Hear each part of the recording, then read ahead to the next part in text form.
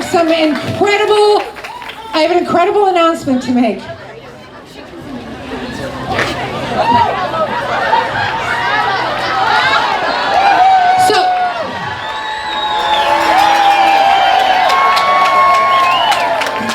So can I have your attention, please? Can I have your attention? So, friends, look around you. This is what democracy looks like.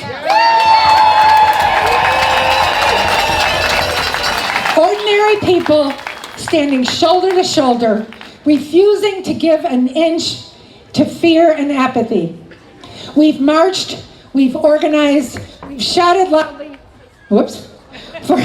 for truth and justice. And today that fire is burning bright right here in Snohomish County. And we're not the only ones. Someone who has fought hard beside us, defending our rights, protecting our planet, and standing tall for democracy has joined us today. I am so very honored to welcome Washington State Governor Bob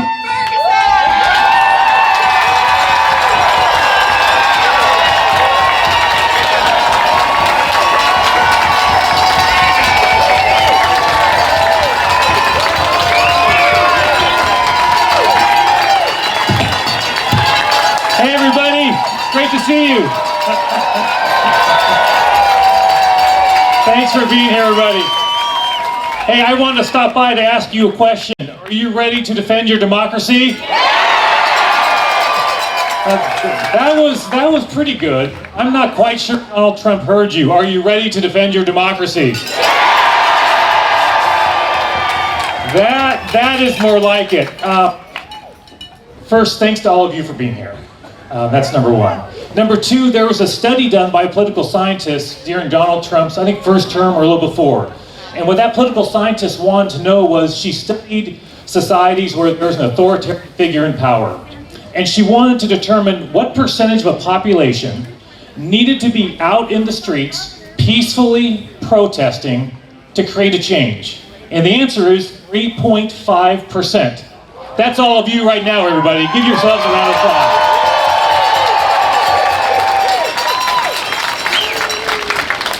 There's a book written during Donald Trump's first term called How Democracies Die.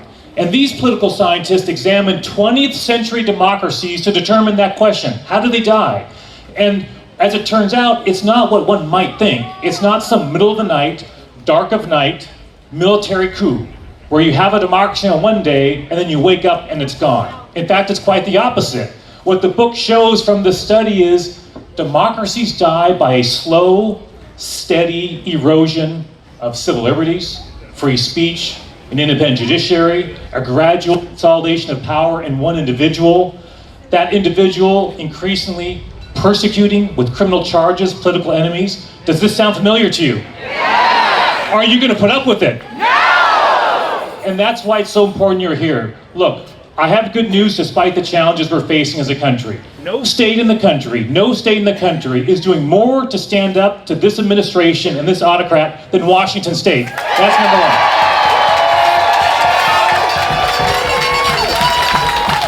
And I'll prove it to you. Back in 2017, the first state to file a lawsuit against Donald Trump and the first state to beat Donald Trump was Washington State.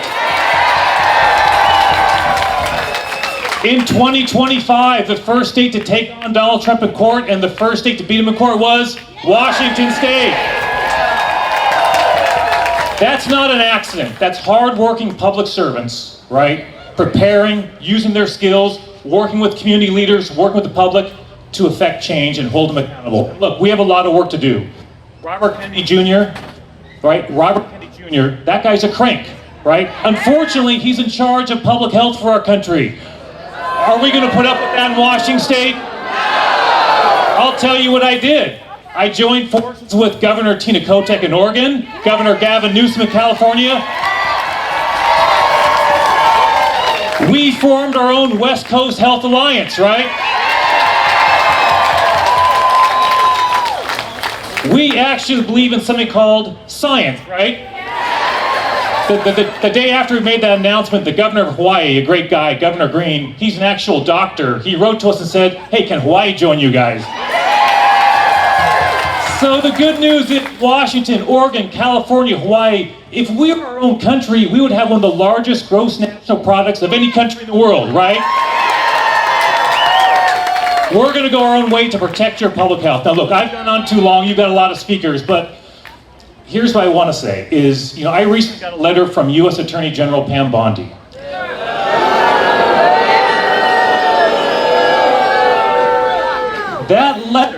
That letter literally threatened me with criminal prosecution and other state actors, by the way, elected officials, local law enforcement, judges, with criminal prosecution if Washington State would not bend the knee to this administration.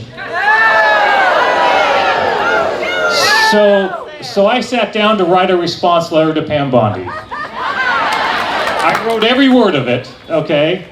I won't go through it all now, but I can summarize the response letter with 2 words. Hell no. Not gonna happen, everybody.